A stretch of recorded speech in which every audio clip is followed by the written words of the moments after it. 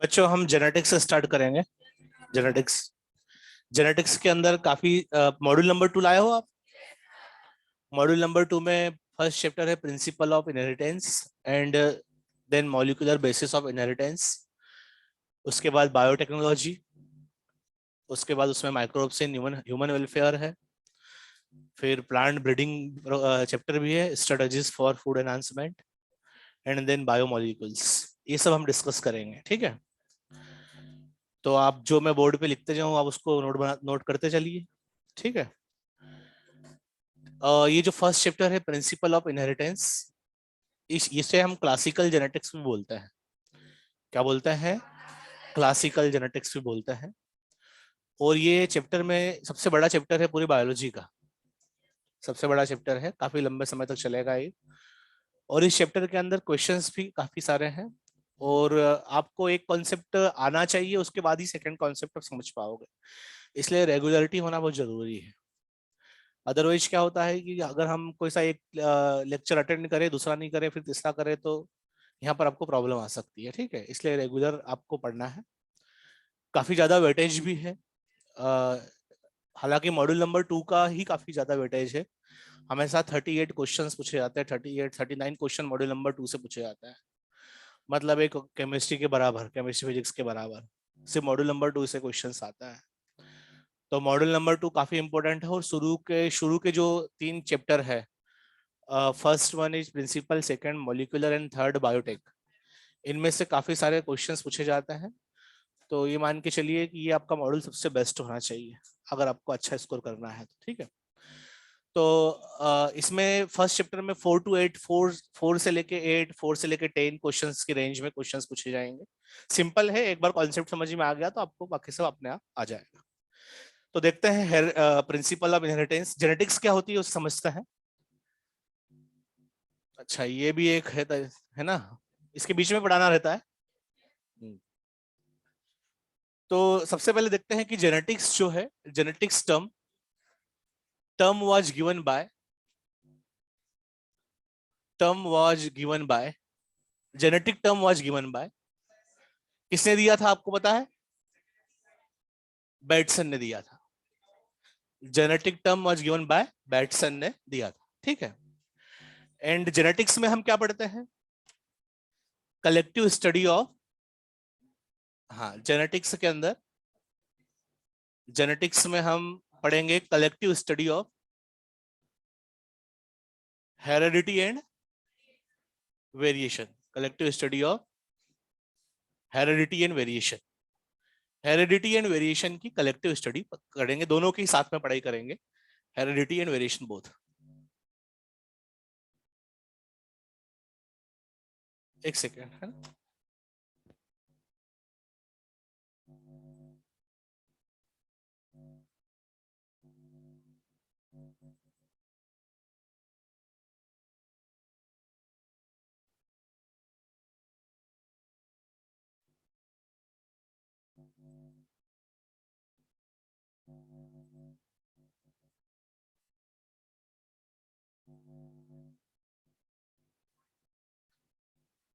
तो जेनेटिक्स में क्या पढ़ेंगे? Collective study of heredity and variation. Heredity क्या होता है? हेरेडिटी मतलब होता है study of transmission of character from parents to offspring. Offspring से पेरेंट में जो कैरेक्टर ट्रांसफर होते हैं उसे हम क्या बोलते हैं? हेरेडिटी बोलते हैं। और जैसे आपने देखा होगा कैरेक्टर ट्रांसफर तो होते ही हैं, क्योंकि हम देखते हैं एनसीईआरटी में लिखा भी है कि एलिफेंट है अगर, तो एलिफेंट से एलिफेंट ही बनेगा, कोई गधा तो बनने नहीं वाला है। इसका मतलब कि पेरेंट से क्या हो रहा है? कैरेक्टर्स ट्रांसफर हो रहा है, तभी तो एलिफेंट से एलिफेंट ही बनता है। लाइक बिगेट्स लाइक, जैसे पेरेंट्स होते हैं वैसे ही बच्चे भी होते हैं, क्योंकि कैरेक्टर क्या होते हैं? ट्रांसफर होते हैं। तो एक एक करके आज तो बिल्कुल टर्म्स पढ़ेंगे, डेफिनेशन लिखना है, आपको समझना है, पहले से ही बच्चों को आता भी है, लेकिन ये काफी बेसिक्स है। मैं चाहता हूँ कि कम से कम पढ़ाई करें थोड़े दिवाली के पहले पहले, ठीक है, ताकि दिवाली के बाद कम से कम जो टॉपिक चालू होंगे, मोनोहाइब्रिड क्रॉस, डायहाइब्रिड क्रॉस, तो आपको समझ में आए, है ना। वैसे भी रिवाइज तो कराना ही पड़ेगा, क्योंकि 6-7 दिन में तो आप पूरा क्या हो जाओगे? भूल जाओगे, आपको याद ही नहीं रहेगा कि क्या है। तो देखते हैं हेरिडिटी क्या होता है, इसे समझते हैं। हेरिडिटी होता है, आप लिखते रहिए साथ में, heredity study of transmission of character, transmission of character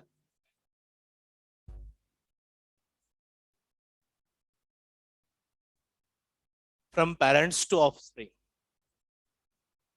from parents to offspring.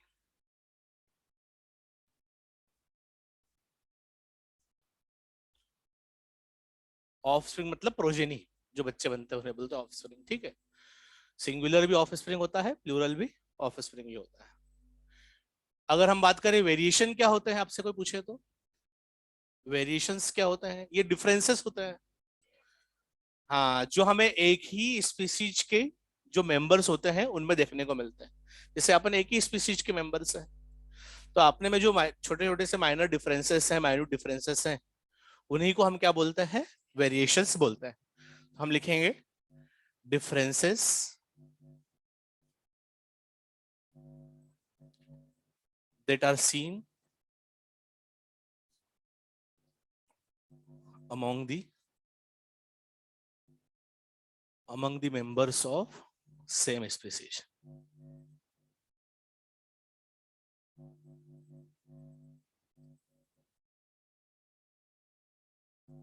आपको लिखने की तो आदत है ना, वरना ऑनलाइन पढ़ते पढ़ते बच्चे भूल जाते हैं। एक और टर्म आती है जो आपने सुनी होगी, इनहेरिटेंस। हेरिडिटी और इनहेरिटेंस एक जैसा लगता है। हेरिडिटी मतलब होता है study of transmission of genetic character from parent to offspring, लेकिन इनहेरिटेंस का मतलब होता है process behind heredity, process behind transmission of character. मतलब कि कैरेक्टर ट्रांसफर कैसे होंगे भाई? पहले जो पेरेंट्स हैं उनको गैमेट बनाना पड़ेगा, फिर गैमेटिक फ्यूजन होगा, फर्टिलाइजेशन होगा, जायगोट बनेगा, जायगोट से न्यू प्रोजेनी बनेगी, न्यू ऑफस्प्रिंग बनेगी। तो ये जो प्रोसेस है, जो कैरेक्टर को ट्रांसमिट कराने के लिए जो हम गैमेट्स बनाते हैं, फिर जायगोट बनाते हैं, इस पूरी प्रोसेस को हम क्या बोलते हैं? इनहेरिटेंस बोलते हैं। तो कैरेक्टर कभी कभी जनरल टर्म में तो हम बोलते हैं कि हेरिडिटी से, किसी के बाल सफेद है तो बोलते हैं ये हेरिडिटी प्रॉब्लम है, ये पेरेंट्स से इनहेरिट हुए हैं। ठीक है, इनहेरिट होना मतलब कि प्रोसेस, किस प्रोसेस के थ्रू वो इनहेरिट हो रहे हैं, तो ये प्रोसेस है, ये स्टडी है। स्टडी कर रहे हो तो हेरिडिटी, इन प्रोसेस को पढ़ोगे आप, जैसे आप पूरे चैप्टर में प्रोसेस ही पढ़ेंगे, तो इनहेरिटेंस, प्रोसेस बाय विच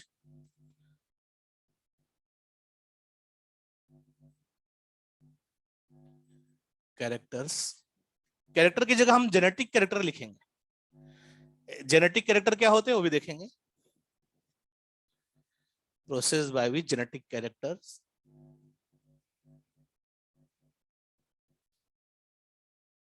आपको दिख रहा है पूरा, राइटिंग समझ में आ रही है? नहीं समझ में आया तो बोल देना। ट्रांसफर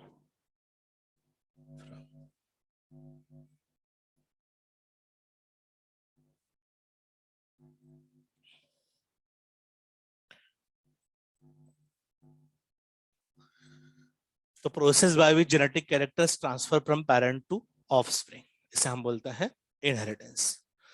तो ये कुछ टर्म्स हैं जो आपको लिख लेनी है, याद कर लेनी है, जो पहले से भी बच्चे जानते हैं।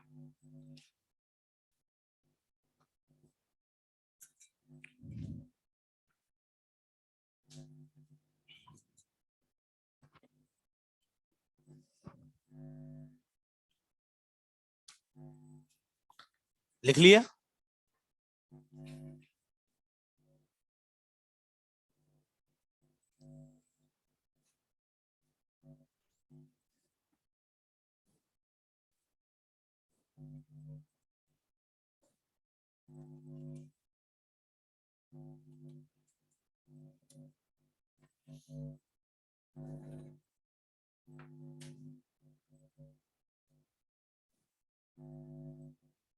चलिए, अब हम जेनेटिक कैरेक्टर क्या होता है, यहाँ पर भी जेनेटिक कैरेक्टर ही लिखना था वैसे, ट्रांसमिशन ऑफ जेनेटिक कैरेक्टर, यहाँ भी ट्रांसमिशन ऑफ जेनेटिक कैरेक्टर ही आएगा।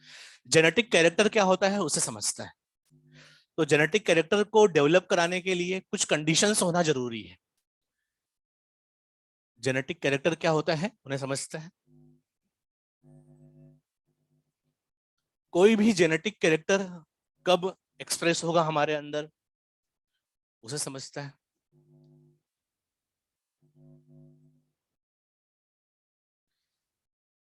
जैसे मान लो हमारी सेल में ये एक क्रोमोसोम है, ठीक है। इस क्रोमोसोम में, क्रोमोसोम किससे बना होता है? ये डीएनए होता है ऐसा। डीएनए को थोड़ा सा कंडेंस करते हैं अगर, तो उससे क्रोमेटिन बन जाता है। उसको फिर फर्दर कंडेंस करेंगे, मतलब इकट्ठा करेंगे, तो उससे क्या बन जाएगा? क्रोमोसोम बन जाएगा।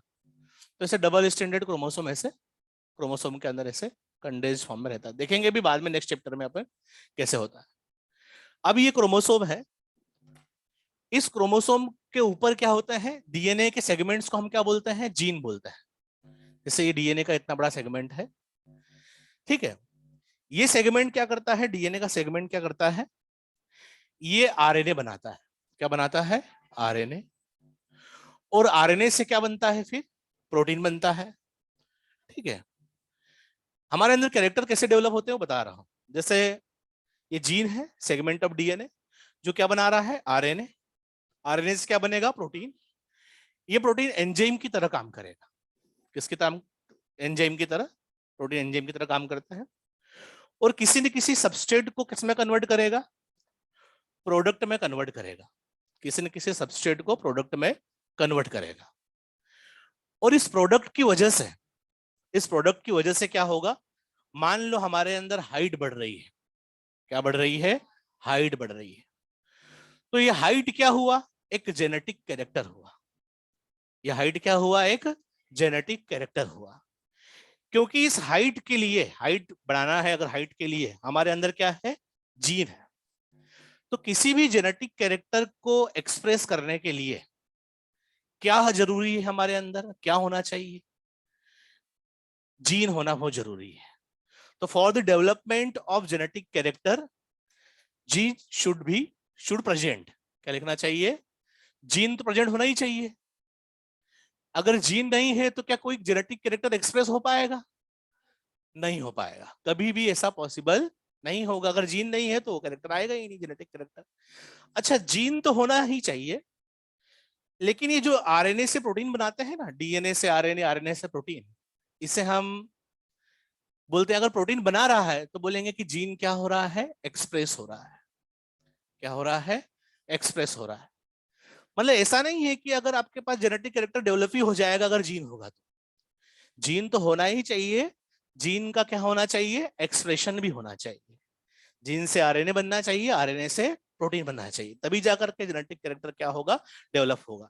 तो हम बोलेंगे कि for development of genetic character gene तो प्रेजेंट होना ही चाहिए, साथ ही साथ में क्या होना चाहिए? हाँ, जीन ने क्या होना चाहिए? एक्सप्रेस भी होना चाहिए। ऐसा होना है चाहिए कि नहीं? अच्छा, जीन एक्सप्रेस कब होगा?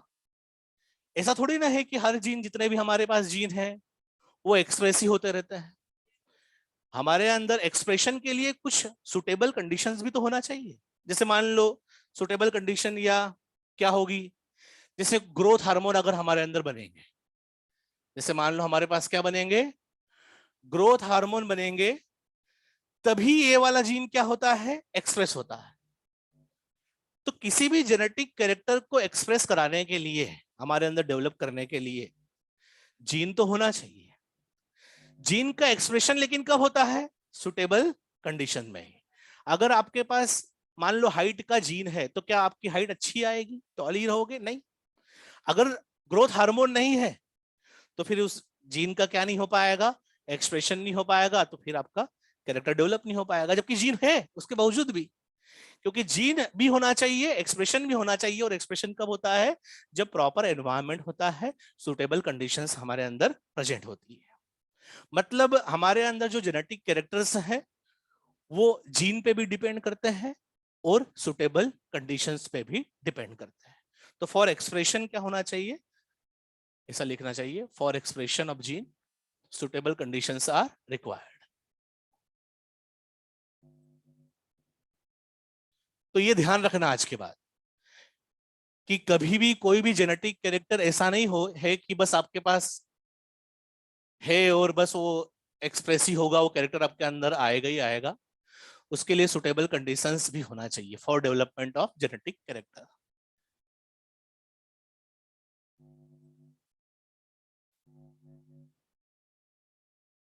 Of genetic character. तो जेनेटिक कैरेक्टर के डेवलपमेंट के लिए ये तीन चीजें होना बहुत जरूरी है, स्टार्टिंग में ही बता दिया मैंने आपको। इस तरीके से जेनेटिक कैरेक्टर क्या होता है, डेवलप होता है। इसको लिख लो आप।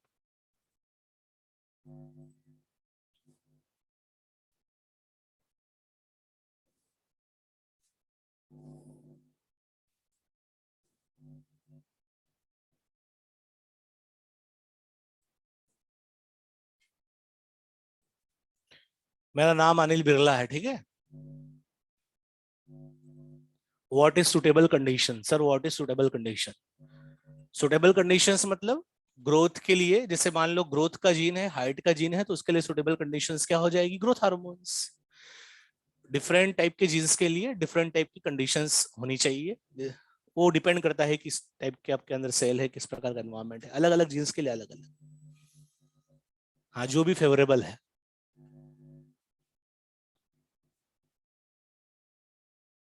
ब्लर आ रहा है तो आपकी तरह एक बार रिफ्रेश करिए ब्राउजर को।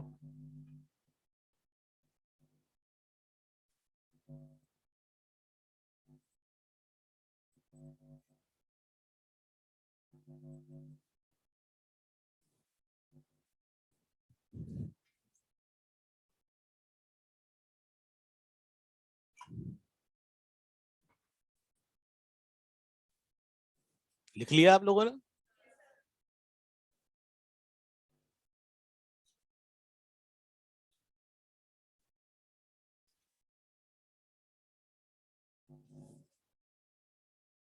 कहां पर? ये substrate, substrate.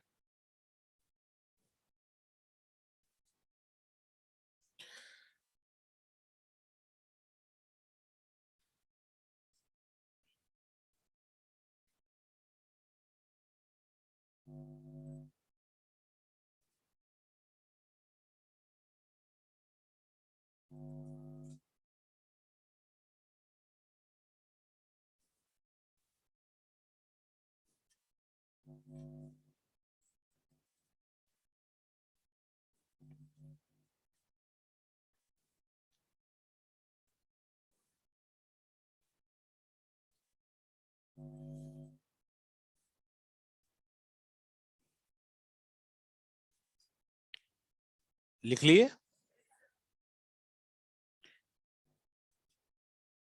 Father of genetics किसे बोलता है? हाँ, फादर ऑफ जेनेटिक्स किसको बोलते हैं? Gregor John Mendel. तो ये छोटी छोटी सी टर्म्स भी आपको पता होना चाहिए, नाम याद होना चाहिए सब। मैं यहाँ पर मेंडल लिख देता हूँ बस, बाकी तो इनके बारे में पढ़ना ही है हमें। फादर ऑफ मॉडर्न जेनेटिक्स किसे बोलता है? हाँ, मॉडर्न जेनेटिक्स बेटसन को।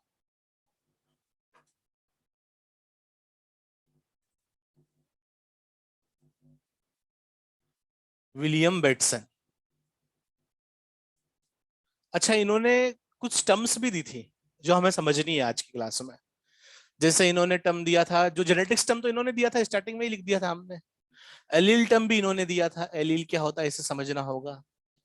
होमोजाइगस क्या होता है ये भी इन्होंने बताया था। हेट्रोजाइगस, ये सब टर्म इन्होंने दी। हेमीजाइगस, तो ये टर्म्स भी इन्होंने दी थी, ये याद रखना है आपको। तो ही proposed various terms like homozygous, heterozygous, hemizygous, genetics. अच्छा, आप बताओ, फादर ऑफ एक्सपेरिमेंटल जेनेटिक्स किसे बोलते हैं? टीएच मॉर्गन को बोलते हैं फादर ऑफ एक्सपेरिमेंटल जेनेटिक्स। तो फादर ऑफ एक्सपेरिमेंटल जेनेटिक्स भी लिख लेते हैं।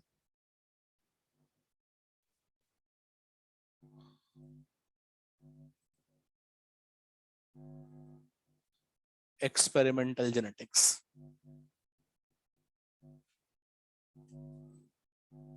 थॉमस हंट मॉर्गन, इनके बारे में भी पढ़ने वाले हैं हम। इन्होंने भी बहुत सारे कॉन्सेप्ट्स दिए थे, कॉन्सेप्ट्स दिए थे बहुत सारे, जो हमको इस चैप्टर में पढ़ना है। जैसे कि कौन कौन से कॉन्सेप्ट्स दिए थे, तो उनके हम लिस्ट अगर बोले एक साथ, क्वेश्चन भी आया हुआ है, ध्यान रखना। लिंकेज, हालांकि आप 12th पढ़ चुके हो तो आपको पता है ये सब। लिंकेज, सेक्स लिंकेज, हाँ, क्रॉसिंग ओवर, ये दिया था। फिर इन्होंने क्रोमोसोमल मैप, या बोले क्रिस क्रॉस इनहेरिटेंस, ये सब पढ़ने वाले हैं।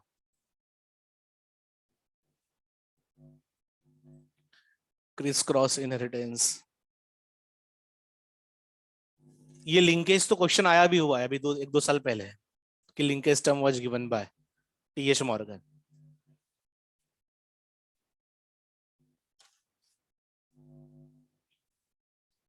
तो अभी तो एज इट इज आपको याद करना होगा, क्या क्या होता है ये तो बाद में देखेंगे, अभी बस याद कर लीजिए। फादर ऑफ ह्यूमन जेनेटिक्स किसे बोलता है? Father of human genetics, and human भी बोल सकते हैं या बायोकेमिकल जेनेटिक्स भी बोल सकते हैं। हाँ, दोनों किससे बोलते हैं, किसको बोलते हैं?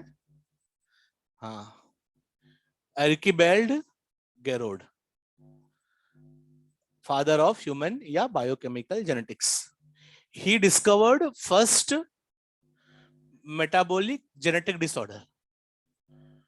फर्स्ट मेटाबॉलिक जेनेटिक डिसऑर्डर मतलब जीन में कोई प्रॉब्लम आ गई तो उससे हमारे मेटाबॉलिज्म में प्रॉब्लम आई, पहली बार इन्होंने ही देखा था। मेटाबॉलिक जेनेटिक डिसऑर्डर बोलते हैं उससे, जीन के में म्यूटेशन होने के कारण हुआ था।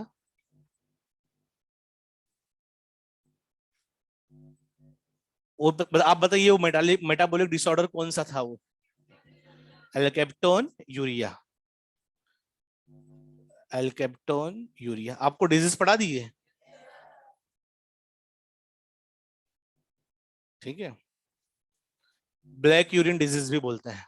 होमोजेंटेसिक एसिड ऑक्सीडेज जो होता है वो बनता नहीं है, जीन में उसके प्रॉब्लम आ जाती है। तो फर्स्ट टाइम इन्होंने ही देखा था और मेटाबॉलिज्म में दिक्कत आ गई, डिजीज हो गई, तो इन्हें बोलने लग गए ह्यूमन जेनेटिक्स फादर ऑफ। तो ये सब भी आपको याद कर लेना है, एज इट इज, जैसा है वैसा का वैसा पहले लिख लो अच्छे से। जितना अच्छे से लिखते हैं ना उतना अच्छे से हम बाद में रिवाइज कर पाते हैं, और जितना अच्छे से रिवाइज करोगे बायोलॉजी में उतना ही अच्छा होगा। कोई बहुत ज्यादा तो बायोलॉजी में आपसे पूछता भी नहीं है कि दिमाग लगाने के लिए, जो लिखा है वो वैसी की वैसी इंफॉर्मेशन हमें क्या होना चाहिए, याद होना चाहिए। तो बच्चे लिखे अच्छे तरीके से, ये मैन है। इसमें 340 350 मार्क्स लाना बहुत आसान है। बायोलॉजी में आपके 340 350 मार्क्स आ गए तो फिर आपको केमिस्ट्री फिजिक्स में कम मार्क्स भी आएंगे तो चल जाएगा। बहुत बार बच्चे सोचते हैं कि हमें बायोलॉजी आता है, लेकिन उन्हें सिर्फ 250 मार्क्स तक का ही आता है। एग्जैक्टली बायोलॉजी आना मतलब कितना आना चाहिए, मोर देन 300 आना चाहिए, तब आपको बायोलॉजी आता है। जब तक नहीं इतने मार्क्स नहीं आए तब तक बायोलॉजी पे भी ध्यान देना है ना, तभी फायदा होगा। वरना 250 240 केमिस्ट्री फिजिक्स से ज्यादा मार्क्स आते हैं तो हमें लगता है कि बायोलॉजी तो हमें आता है, केमिस्ट्री फिजिक्स पे फोकस करते हैं, तो फिर इधर भी नंबर कम आ जाते हैं उधर भी कम आ जाते हैं। तो इसलिए जब तक मोर देन 300 मार्क्स ना आए तब तक आपको है ना बायोलॉजी को भी थोड़ा थोड़ा ध्यान देना पड़ेगा, और स्पेशली ये जेनेटिक्स वगैरह ऐसे बहुत सारे क्वेश्चंस आते हैं।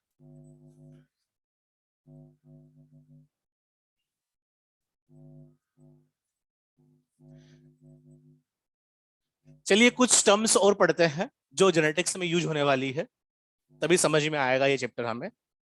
कैरेक्टर क्या होता है इसे देखते हैं। कैरेक्टर क्या होता है, अब ये तो हम जानते ही हैं कैरेक्टर क्या होता है। आप जानते हो कैरेक्टर क्या होता है? हाँ, any feature of an organism. Organism का कोई भी फीचर उसे हम क्या बोलते हैं, कैरेक्टर बोलते हैं। ये सब जानते हैं बच्चे। जैसे एग्जाम्पल के लिए क्या बोलना चाहिए, हाइट अभी हमने लिखा था, है ना, हाइट। और क्या हो सकता है कैरेक्टर, आई कलर हो सकता है, स्किन कलर हो सकता है, बहुत सारे हो सकते हैं, ठीक है, दो ही लिखते हैं। चलो कैरेक्टर तो आपको पता है कि ये होता है।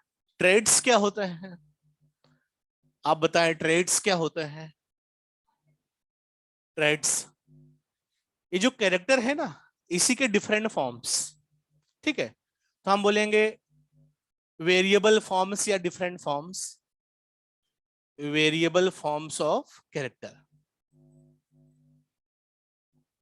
ये ध्यान से देखना बेटा, ये सिंपल लगता है हमें लेकिन समझना अच्छे तरीके से है। ट्रेड्स किसे बोलेंगे, जैसे हाइट तो एक कैरेक्टर हुआ, लेकिन हाइट आपको क्या, कुछ हाइट बोल के कुछ समझ थोड़ी आ रहा है भाई, टॉल या डॉर्फ। तो टॉल एंड डॉर्फ क्या हुए, ट्रेड्स हुए। कैरेक्टर हाइट के टॉल एंड डॉर्फ क्या हो गए, ट्रेड्स। तो जैसे टॉल लिख दिया, tall and dwarf are trait of human, किसी की भी हाइट का बात करें अगर, हाइट। जैसे आई कलर में लिखे हैं, आई कलर के फॉर्म्स बहुत सारे हो सकते हैं। ब्लू आई हो सकती है, ब्राउन हो सकती है, ब्लैक हो सकती है। ऐसा थोड़ी ना है कि हर बार दो ही फॉर्म होंगे बस किसी कलर में, बहुत सारे फॉर्म्स हो सकते हैं, वेरिएबल फॉर्म्स। तो हम ऐसा लिख सकते हैं, ब्लू आई, ब्राउन, ब्लैक। व्हाइट होती है क्या, व्हाइट। ब्लू आई किसकी है, हाँ ऐश्वर्या राय की है ना ब्लू आई। ब्लू है, आप में से किसी की है ब्लू आई, किसी की नहीं है। नॉर्मली क्या होती है, ब्राउन एंड ब्लैक होता है। तो ये लिख दिया है ताकि हम नोट्स से पढ़ोगे तो कंफ्यूजन ना हो। अब देखें, ये सब बच्चे जानते हैं, बहुत सारे बच्चे जानते हैं मुझे पता है, लेकिन फिर भी आपको पढ़ना है। अब हम बात करेंगे इन्हीं से मिला जुला कैरेक्टर से, को एक्सप्रेस, कैरेक्टर कब डेवलप होगा, जब हमारे अंदर क्या होंगे, जीन होंगे, जीन होंगे। तो जीन पढ़ लेते हैं, जीन क्या है। हालांकि बच्चे जानते हैं जीन क्या है, पढ़ लेते हैं। Gene term was given bye Johnson. किसने दिया था? जॉनसन ने दिया था। और इसे मेंडल ने फैक्टर या एलिमेंट कहा था। क्या कहा था? फैक्टर या एलिमेंट। ध्यान रखना, ठीक है, भूलना नहीं है। फैक्टर या एलिमेंट जीन को कहा था। जीन किसे बोलता है? Segment of DNA. अभी जैसे मैंने डायग्राम बनाया था उसको देख के भी आपको समझ में आएगा। Segment of DNA that is responsible for that is responsible for appearance of any character for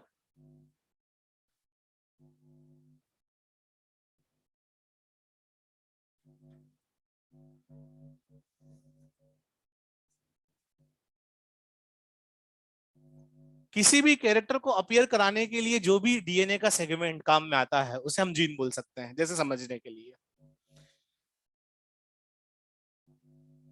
जैसे ये एक मैंने यहां बना लेते हैं, ये क्रोमोसोम बनाया। क्रोमोसोम को अगर देखें तो उसमें डीएनए ही होता है। ये डीएनए उसके अंदर है। मान लो ये वाला पार्ट डीएनए का हिस्सा है जो आरएनए बनाता है, आरएनए से प्रोटीन बनाता है, प्रोटीन फिर सबस्ट्रेट को प्रोडक्ट में कन्वर्ट करता है और उससे हाइट बनती है।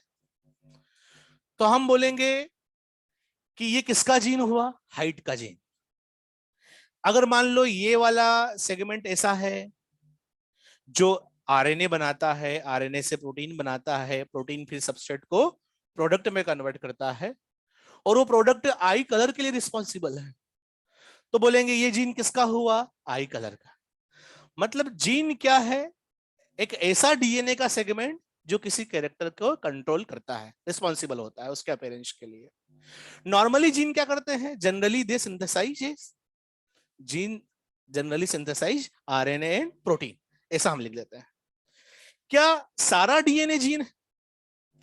सारा डीएनए जीन नहीं है, लेकिन सारे जीन क्या है? डीएनए के ही पार्ट है। तो ये ध्यान रखना है आपको। तो लिख सकते हैं यहां पर, पॉइंट्स से बना सकते हैं।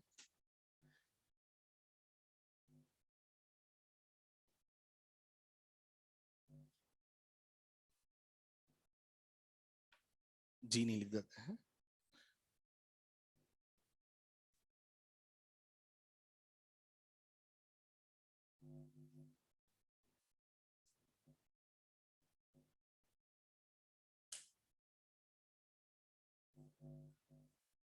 आरएनए एंड प्रोटीन बनाते हैं जी जनरली।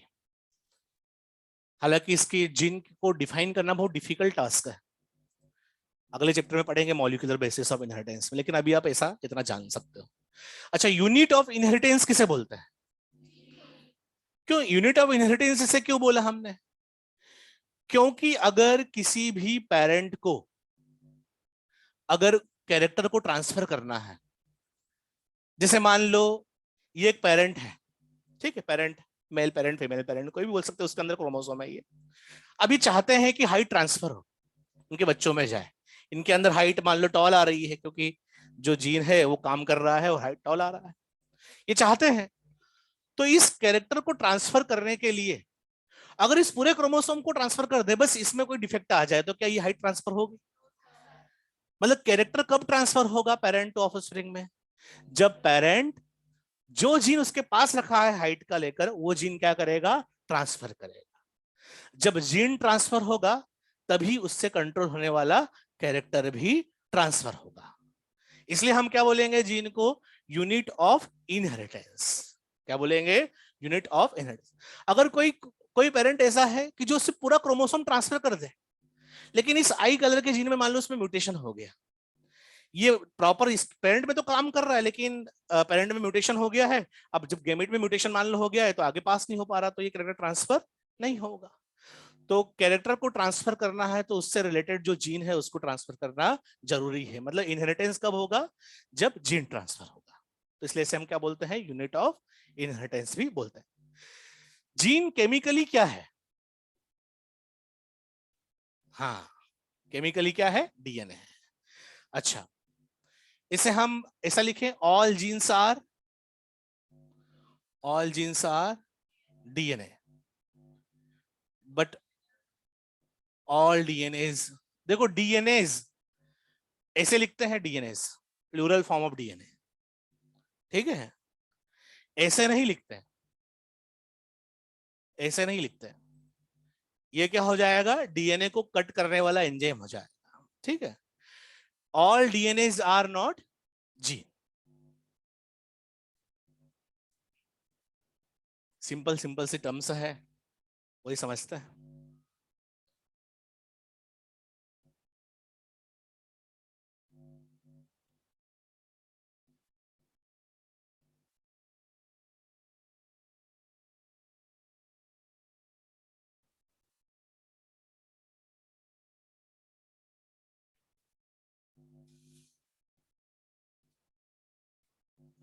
जीन तो सब बच्चों को समझ में आ जाता है, लेकिन एलील समझने में बहुत प्रॉब्लम आती है, ठीक है। और पूरा चैप्टर जब पढ़ा देते हैं ना, उसके बावजूद भी बहुत सारे बच्चों के माइंड में एलील में तो प्रॉब्लम ही रहती है, एलील क्या है वो समझ में नहीं आता, तो एलील को समझ लेते हैं अच्छे तरीके से।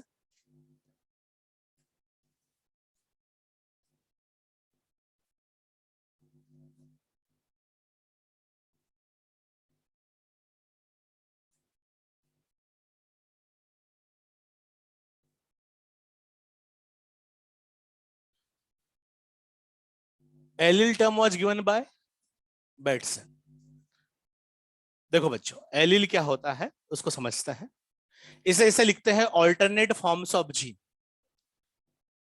जिसे gene is responsible for character, लेकिन कैरेक्टर के तो फॉर्म्स होते हैं ना, तो फिर जीन के भी तो फॉर्म्स होना चाहिए, होना चाहिए कि नहीं होना चाहिए। तो ऐसे नॉर्मली इसकी डेफिनेशन पहले लिख लेते हैं कि alternate forms of gene.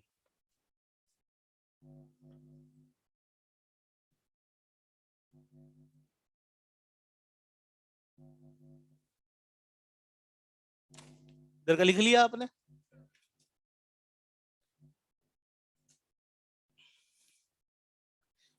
Result तो ऑफलाइन से ही आता है, ऑनलाइन से नहीं आता, वो सुन रहे होंगे उधर, ठीक है।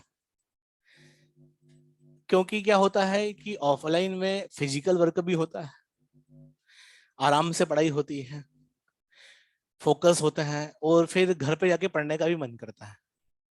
वरना दिन भर मोबाइल पे देखते देखते उसके बाद में क्या होने लगता है, मन नहीं लगता सेल्फ स्टडी करने का। इसलिए जितना अच्छे से आप मेहनत करोगे, फिजिकल वर्क करोगे, उससे माइंड भी फ्रेश रहता है, थोड़ा सा रहता है ना। लेकिन ऐसा नहीं है, बच्चे हमारे ऑनलाइन भी पढ़ रहे हैं, ऑनलाइन से भी काफी अच्छा रिजल्ट आता है, ये तो बोलने की बात है, ठीक है। अब देखें इधर बच्चों, ऑल्टरनेट फॉर्म्स ऑफ जीन को समझने के लिए, जैसे मान लो आपको पता होना चाहिए कि डिप्लॉयड ऑर्गेनिज्म के अंदर हर एक क्रोमोसोम 2 बार है, हर एक chromosome, exception sex chromosome male में छोड़ दे तो अलग बात है, लेकिन जैसे क्रोमोसोम नंबर 1 2 टाइम्स है, क्रोमोसोम नंबर 2 भी 2 टाइम्स, तभी तो डिप्लॉयड बोल रहे हैं हमें। और ये जैसे मान लो क्रोमोसोम नंबर 1 है, तो मेरे पास ऐसे क्रोमोसोम नंबर 1 एक बार नहीं, कितनी बार है, 2 बार है, ठीक है, 2 बार है। ये भी क्रोमोसोम नंबर 1, इन दोनों क्रोमोसोम 1 1 को क्या बोलते हैं, होमोलोगस क्रोमोसोम बोलता है। क्या बोलते हैं, होमोलोगस क्रोमोसोम। अब अगर आप बोलोगे कि सर जब हमारे पास, अगर मान लो इसमें जो डीएनए होगा, ये वाला क्रोमोसोम भी तो डीएनए से ही बना है, ये वाला क्रोमोसोम भी डीएनए से ही बना है, होमोलोगस क्रोमोसोम, और डीएनए तो सेम है दोनों में, सेम होगा ना, क्योंकि होमोलोगस क्रोमोसोम है, ये भी क्रोमोसोम नंबर 1, ये भी क्रोमोसोम नंबर 1। मान लो मैंने यहां पर एक सेगमेंट लिया, कि ये जो सेगमेंट है, ये सेगमेंट क्या करता है, आरएनए बनाता है,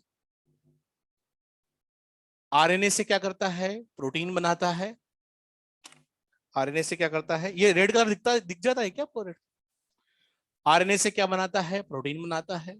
और अभी बताया था मैंने, प्रोटीन क्या करता है, सबस्ट्रेट को प्रोडक्ट में कन्वर्ट करता है, सबस्ट्रेट को प्रोडक्ट में कन्वर्ट करता है। और इस प्रोडक्ट से मान लो क्या आ रही है, हाइट आ रही है, हम हाइट को ही लेकर के समझेंगे पूरे जेनेटिक्स को, ठीक है, हाइट आ रही है, मतलब ये जो पार्ट है, अगर ये आरएनए प्रोटीन और ऐसा प्रोडक्ट बना रहा है कि उससे हाइट आ रही है, तो फिर ये भी तो वही काम करेगा, तो ये भी हम लिख सकते हैं कि इसमें भी, इससे भी क्या बनेगा, आरएनए, इससे भी क्या बनेगा, प्रोटीन। वो प्रोटीन क्या करेगा, सबस्ट्रेट को प्रोडक्ट में कन्वर्ट करेगा, और वो प्रोडक्ट रिस्पॉन्सिबल किसके लिए होगा, हाइट के लिए। तो एक जेनेटिक कैरेक्टर डेवलप होगा, एग्जांपल हाइट डेवलप हुई, ठीक है। तो ये दोनों सेम है, दोनों सेम है। लेकिन ऐसा भी हो सकता है ना कि किसी एक फॉर्म में म्यूटेशन हो जाए। म्यूटेशन मतलब अभी समझो आप, चेंज आ जाए डीएनए में, डीएनए में किसी भी प्रकार का चेंज आना मतलब म्यूटेशन। तो मान लो ऐसा हुआ कि इसमें क्या हो गया, म्यूटेशन हो गया, इसमें क्या हो गया, म्यूटेशन हो गया। पहले तो ये जीन सेम थे, ये भी हाइट का ही जीन था, ये भी हाइट का ही जीन था, लेकिन इस कॉपी में अब क्या हो गया है, म्यूटेशन हो गया है। और म्यूटेशन हो जाने के कारण अभी क्या नहीं बना पा रहा है, प्रोटीन नहीं बना पा रहा है, प्रोडक्ट नहीं बन रहा है, तो हाइट नहीं आ रही है। मतलब ये एक्सप्रेस नहीं हो रहा है, ये एक्सप्रेस नहीं हो रहा है। और यही क्या हो रहा है, सिर्फ एक्सप्रेस हो रहा है। जिसमें म्यूटेशन नहीं हुआ वो एक्सप्रेस हो रहा है, जिसमें म्यूटेशन हो गया वो एक्सप्रेस नहीं हो रहा है। तो ये सेम जीन है, एक एक्सप्रेस होता है और एक एक्सप्रेस नहीं होता है। तो ये सेम जीन के दो फॉर्म बने कि नहीं बने, बने ना। जीन का ये एक फॉर्म है जो एक्सप्रेस होता है, जीन का दूसरा फॉर्म है जो एक्सप्रेस नहीं होता है। तो सेम जीन के दो ऑल्टरनेट फॉर्म्स। अच्छा, जो एक्सप्रेस होता है ना उसे हम क्या बोलते हैं, डोमिनेंट। क्या बोलते हैं, डोमिनेंट। अब ये जीन के अल्टरनेट फॉर्म्स बन गए, सेम जीन थे लेकिन अल्टरनेट फॉर्म्स हो गए उसके। जो एक्सप्रेस होता है उसे डोमिनेंट एलील भी बोल सकते हैं। क्या बोल सकते हैं, डोमिनेंट एलील। और जो एक्सप्रेस नहीं होता है उसे हम क्या बोलते हैं, रेसेसिव एलील बोलते हैं। आपसे कोई पूछता है जब कि एलील्स क्यों बनते हैं, तो आप क्या बोलोगे, due to alleles arise due to mutation.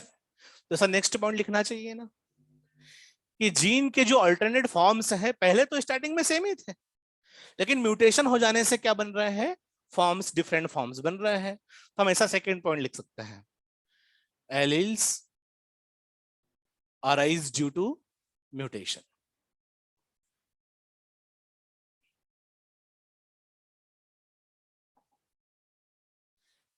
एक पॉइंट और समझे, ये तो एक डिफाइन करने का एक तरीका है, alternate forms of gene, different forms of gene को बोलते हैं एलील। लेकिन यहां अगर मान लो हाइट का जीन बैठा हुआ है, तो उसके होमो पूरे ऑर्गेनिज्म में हाइट का जीन क्या क्रोमोसोम नंबर 2 पे होगा, नहीं। एक जगह जहां पर मान लो हाइट का जीन क्रोमोसोम नंबर 1 पे है तो 1 पे ही होता है, आई कलर का जीन क्रोमोसोम नंबर 9 पे है तो 9 पे ही होता है। ये अगर हाइट का जीन है तो ये भी क्या है, हाइट का ही जीन है। तो जो एलील्स है, जो जीन एक ही जीन है, जीन के जो फॉर्म्स है वो कहां होंगे, सेम लोकस पर, सेम लोकेशन पे। एलील्स हमेशा कहां होते हैं, सेम लोकेशन पे ही होते हैं। Alleles present on same locus of homologous chromosome. मैं बोलूं कि यहां पर एक, मैंने कोई जीन बनाया जो आई कलर के लिए रिस्पॉन्सिबल है, तो दूसरा क्या जीन यहां होगा आई कलर वाला, ये नहीं हो सकता। क्यों नहीं हो सकता, क्योंकि डिफरेंट लोकस है। अगर एलील्स मिल रहे हैं ऑर्गेनिज्म में, अल्टरनेट फॉर्म्स मिल रहे हो तो कहां होंगे, सेम लोकस पर। सेमी लोकस पे तो होना भी चाहिए ना, क्योंकि डीएनए तभी तो सेम होगा दोनों में। तो ये भी लिख सकते हैं सेकंड डेफिनेशन में, alleles present on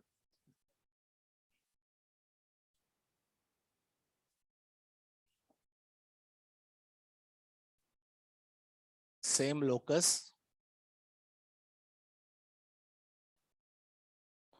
off homologous chromosome.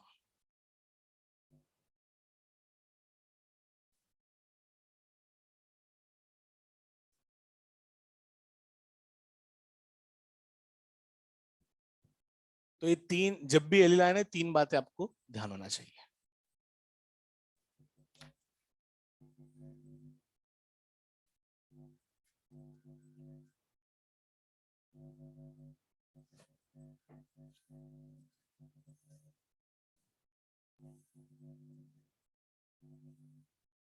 Locus means होता है लोकेशन।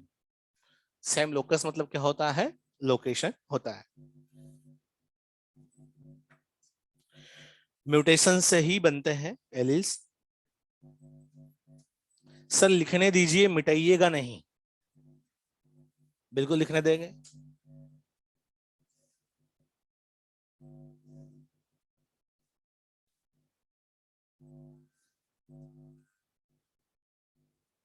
अब कौन सा फॉर्म बने वो तो म्यूटेशन पे डिपेंड करता है। जरूरी थोड़ी कि म्यूटेशन हुआ तो काम ही नहीं करेगा। आ रही बात समझ? भाई जीन का कौन सा फॉर्म बने, ऐसे थोड़ी ना होता है कि जीन के बस दो ही फॉर्म होता है। ऐसा भी नहीं होता। जैसे आपने पढ़ा होगा हाइट को कैपिटल टी और स्मॉल टी, तो हाँ दो ही मिलते हैं इसलिए दो पढ़ा है। लेकिन जीन के तो बहुत सारे फॉर्म्स हो सकते हैं। थोड़ा सा म्यूटेशन हुआ एक नया फॉर्म बन गया, वो म्यूटेशन हुआ नया फॉर्म बन गया। वो म्यूटेशन होने के बाद कैसा काम कर रहा है उस पर डिपेंड करता है। देखते हैं उसे भी, लिख लीजिए इसे।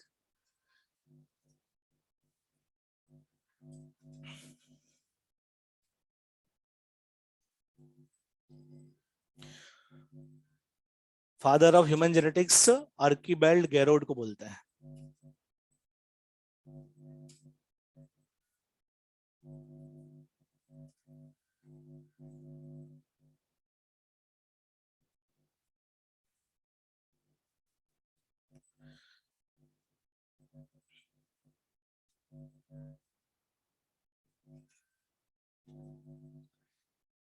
अब क्वेश्चन आता है कि क्या एलील जीन है? हाँ, हर एक एलील जीन ही है। लेकिन हर एक जीन को आप, एलील एक रिलेटिव टर्म है। मतलब कि आप, अगर मैं यहाँ इसे बोल रहा हूँ कि जैसे मान लो इसको मैंने बोल दिया कैपिटल टी, हाइट का था, काम कर रहा था कैपिटल टी डोमिनेंट, काम नहीं कर रहा था, इसको मैंने क्या बोल दिया? Small T. ठीक है, तो कैपिटल टी को मैं एलील बोल रहा हूं, तो किसके रेस्पेक्ट में बोल रहा हूं? इस स्मॉल टी के रेस्पेक्ट में बोल रहा हूं। नॉर्मली जी नहीं है ये स्मॉल टी भी क्या है? जी नहीं है। लेकिन मैं इसको बोलूं एलील है ये, मतलब किसके रेस्पेक्ट में बोल रहा हूं? इस कैपिटल टी के रेस्पेक्ट में। अकेला मैं ऐसा भी बोल सकता हूं जैसे टी लिखा हुआ है, आप बोलोगे सर इसको जीन बोले कि एलील बोले, आपकी इच्छा। आप नॉर्मली जीन बोल सकते हो, आप नॉर्मली इसको एलील बोल सकते हो, लेकिन एलील बोला मतलब आपने किसके रेस्पेक्ट में बोला है? कि इसका एक अल्टरनेट फॉर्म में होता है स्मॉल टी, उसके रेस्पेक्ट में बोला है। अरे बात समझ में? तो कंफ्यूज नहीं होना है कि कब जीन बोलना है कब एलील बोलना है। एलील भी बोल सकते हैं, जीन भी बोल सकते हैं, लेकिन एलील बोल रहे हैं मतलब आपका एक, आपको पता है कि इसका एक अल्टरनेट फॉर्म भी मिलता है, इसके रेस्पेक्ट में हम इसको एलील बोल सकते हैं। क्लियर?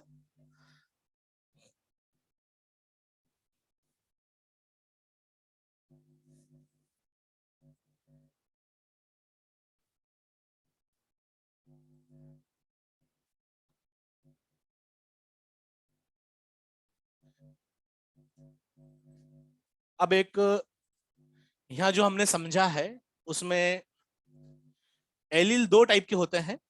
अनमॉडिफाइड, डोमिनेंट रिसेसिव तो बोलते ही हैं, अनमॉडिफाइड या वाइल्ड टाइप। ये वर्ड भी सुनोगे बार बार, वाइल्ड टाइप या original type.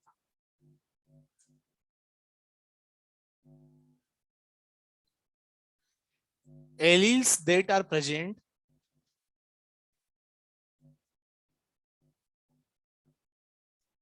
in nature from starting, मतलब जो शुरुआत से प्रेजेंट है, जिनमें अभी किसी प्रकार का म्यूटेशन नहीं हुआ है, उसे हम क्या बोलते हैं? लगीरा नाम से ही लग रहा, समझाने की भी जरूरत नहीं है। अनमॉडिफाइड, ओरिजिनल या वाइल्ड टाइप। जनरली जो वाइल्ड टाइप होते हैं, जो अनमॉडिफाइड होते हैं, जनरली बोल रहा हूं, मैंने ऐसा नहीं बोला ऑलवेज, जनरली कैसे होता है? काम कर रहे होता है, फंक्शनल होता है। तो जो जो नेचर में जीन काम कर रहे हैं, जनरली वो कैसे होते हैं? अनमॉडिफाइड होते हैं। कैसे होते हैं? अनमॉडिफाइड।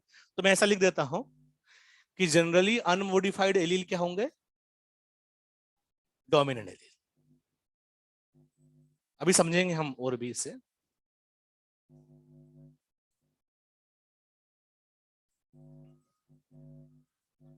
Dominant alleles. ठीक है, उसी तरीके से मॉडिफाइड एलील की बात करें, मॉडिफाइड एलील जिसे म्यूटेंट एलील भी बोलेंगे, म्यूटेंट एलील ऐसे एलील जो किससे बने हैं, म्यूटेशन से।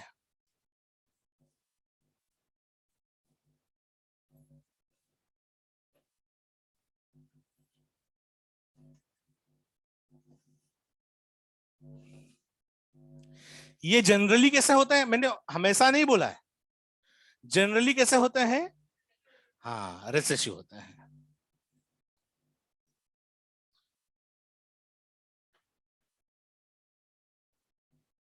रिसेसिव होता है।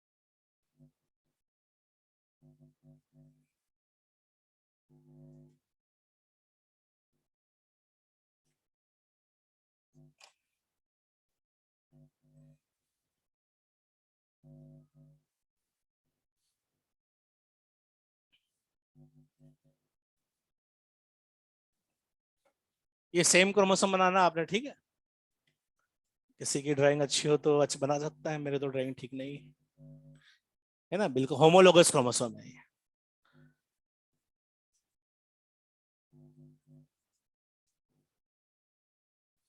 आपकी बैच कब से स्टार्ट हुई है?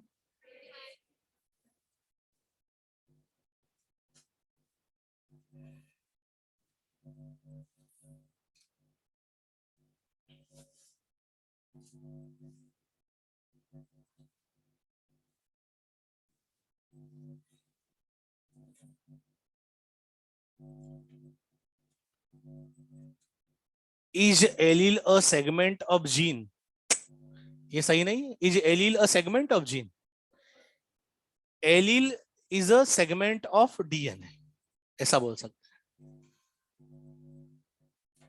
Allele alternate forms of gene.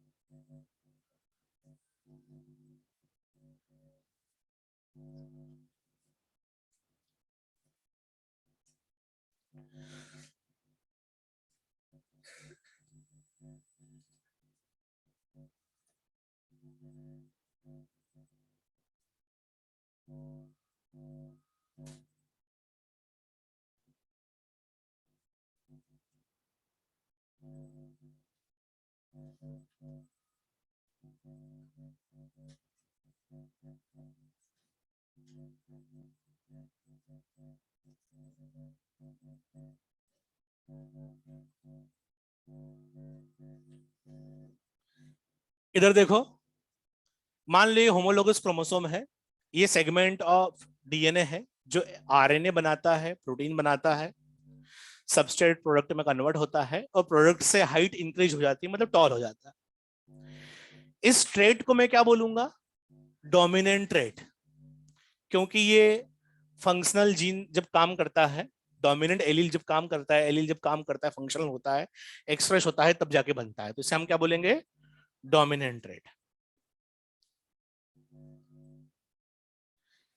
अब ये वाला सेगमेंट बताओ ये क्या है, ये भी क्या हाइट के लिए वाला ही जीन है, ये भी हाइट वाला ही जीन है, लेकिन इसमें क्या हो गया, इसमें म्यूटेशन हो गया, इसमें म्यूटेशन हो गया।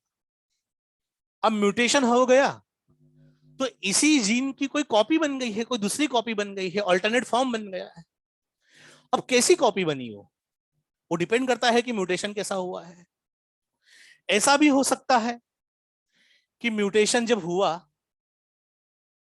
तो केस 1 में क्या हो सकता है कि जो अब आरएनए बनेगा, पहले भी आरएनए बनता है, म्यूटेशन होने के बाद जरूरी थोड़ी ना कि आरएनए बनता ही नहीं हो, म्यूटेशन होने के बाद भी आरएनए बन रहा है।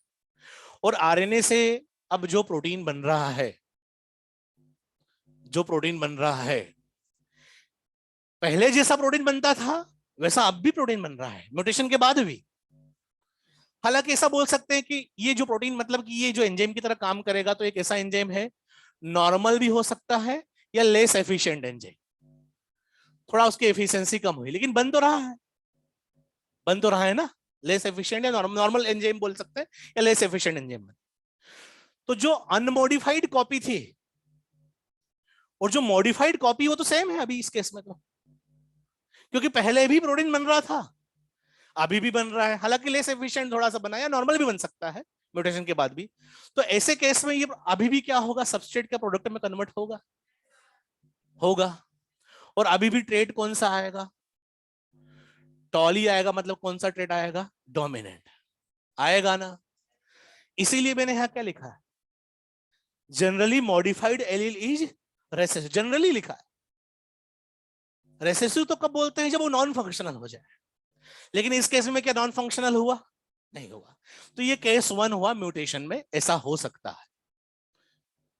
लेकिन ऐसा भी तो हो सकता है कि मान लो म्यूटेशन हुआ और आरएनए, इम्प्रॉपर आरएनए बना, कुछ अलग टाइप का म्यूटेशन हुआ, और उससे अब क्या हो रहा है, नॉन फंक्शनल एंजाइम बन रहा है। एंजाइम तो बन रहा है लेकिन वो फंक्शन नहीं कर रहा है।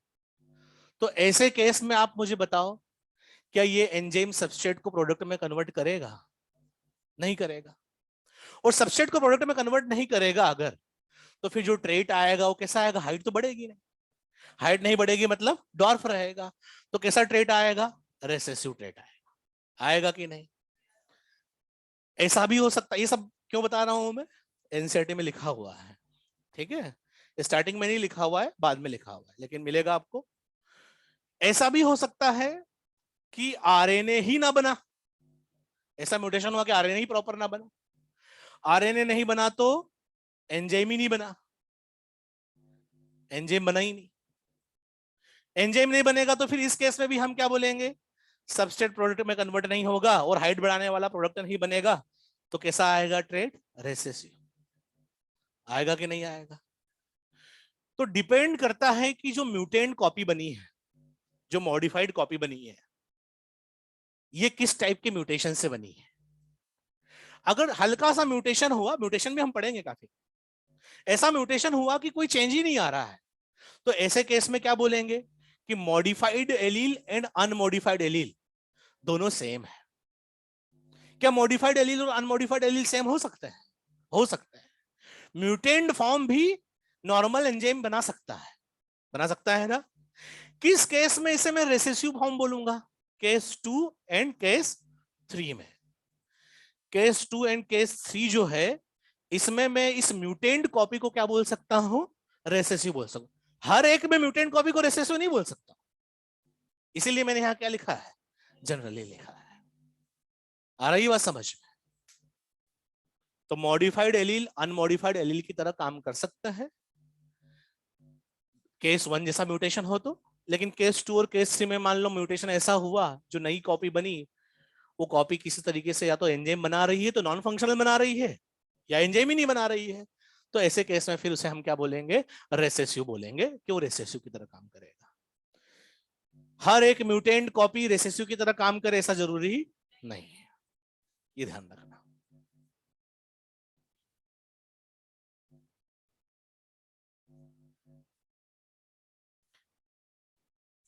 हाँ, एक्टिविटी थोड़ी सी कम है उसकी, जैसे एंजाइम्स आपने पढ़े हैं क्या अभी तक।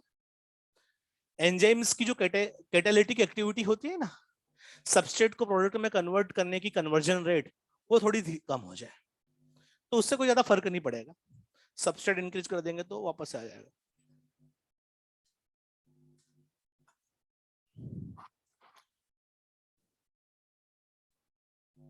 नहीं, ऐसा जरूरी नहीं है।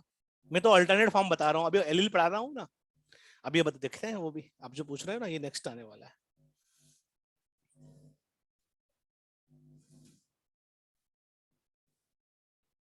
दोनों, हाँ सेम होंगे।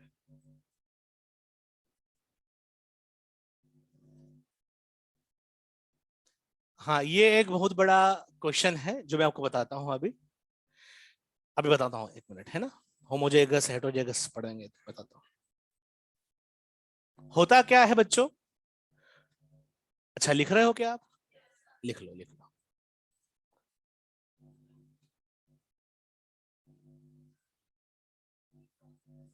हाँ, म्यूटेशन नहीं हुआ। ऐसा भी तो हो सकता है कि मेरे पास हाइट की दोनों नॉर्मल कॉपी प्रेजेंट हो, अनमॉडिफाइड कॉपी। वो पढ़ने वाले हैं नेक्स्ट। ठीक है, नेक्स्ट पढ़ने वाले हैं, उसमें क्या है।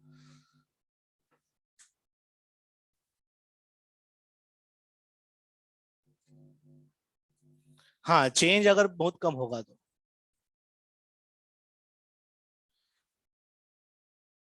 हाँ, नो आरएनए भी लिख सकते हो। केस 3 में आरएनए के ऊपर मैंने क्रॉस कर दिया है, तो नो आरएनए भी लिख सकते हो।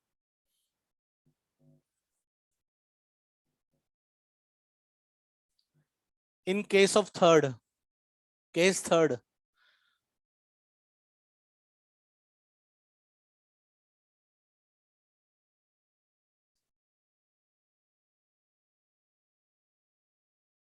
ऐसा भी जरूरी नहीं है। कभी कभी जो अनमोडिफाइड होता है ना, जो नेचर में हमारे पास स्टार्टिंग्स है, वो काम नहीं कर रहा होता है। ऐसे भी कुछ जीन्स हो सकते हैं, इसलिए लिखा है ना जनरली। ऐसा थोड़ी नहीं है कि जो स्टार्टिंग से हमें जो जीन्स नेचर ने दिए हैं, जब ह्यूमन बना होगा और जो जीन हमारे पास अवेलेबल, सबके सब काम ही कर रहे हैं। डे वन से जो काम नहीं कर रहे, लेकिन म्यूटेशन के बाद काम करने लग गए। ऐसा भी हो सकता है ना। फिर म्यूटेशन होकर के नॉर्मल भी हो सकता है। वो तो म्यूटेशन पे डिपेंड है। अभी हम सिर्फ इतना सोचे कि हमारे पास जो जीन है उनके एलील कैसे बन सकते हैं। एलील्स मॉडिफाइड भी हो सकते हैं, अनमॉडिफाइड भी हो सकते हैं, डोमिनेंट, रेसेसिव। मॉडिफाइड को रेसेसिव कब बोलेंगे? जब उसमें ऐसा म्यूटेशन हुआ हो कि वो एक्सप्रेस करना बंद कर रहा हो, या एक्सप्रेस कर रहा हो तो जो हाइट आ रही है वो हाइट एक्सप्रेस नहीं हो रही है, टॉलनेस नहीं आ रही है।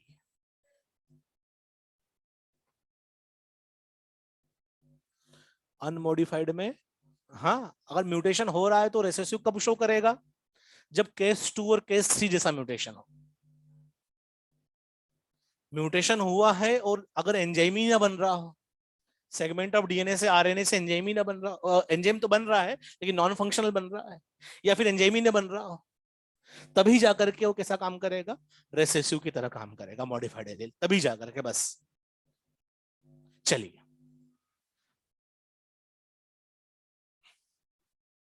अब देखो क्या है कि डिप्लॉयड ऑर्गेनिज्म के बारे में पढ़ते हैं। तो डिप्लॉयड ऑर्गेनिज्म में हर एक जीन की दो कॉपी मिलती है, क्योंकि डिप्लॉयड ऑर्गेनिज्म के अंदर हर एक क्रोमोसोम दो बार होता है, और जीन क्रोमोसोम के ऊपर ही होता है। सही बोल रहा हूं ना मैं? जीन क्रोमोसोम के ऊपर ही होता है, हर एक क्रोमोसोम दो बार मिलता है, इसलिए जीन भी दो बार मिलता है।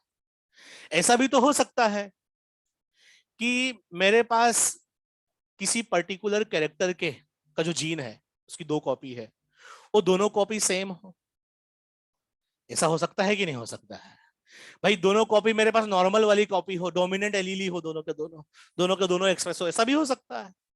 ऐसा भी हो सकता है कि मेरे पास एक क्या हो, फंक्शनल कॉपी हो इस टाइप की, और एक क्या हो, केस 2 या केस 3 जैसी नॉन फंक्शनल कॉपी बन गई, या केस 1 जैसी नॉन फंक्शनल ही बनी है। ऐसा भी हो सकता है। मतलब एक मॉडिफाइड और एक क्या हो, एक अनमॉडिफाइड और एक क्या हो, मॉडिफाइड हो। ऐसा भी हो सकता है। ऐसा भी हो सकता है कि मेरे पास दोनों कॉपी कैसी हो, मॉडिफाइड हो, दोनों के दोनों रेसेसिव हो। मॉडिफाइड मतलब इस तरीके का म्यूटेशन हुआ और रेसेसिव हो दोनों के दोनों। हो सकता है कि नहीं हो सकता है? अगर किसी इंडिविजुअल में similar presence of similar allele हो।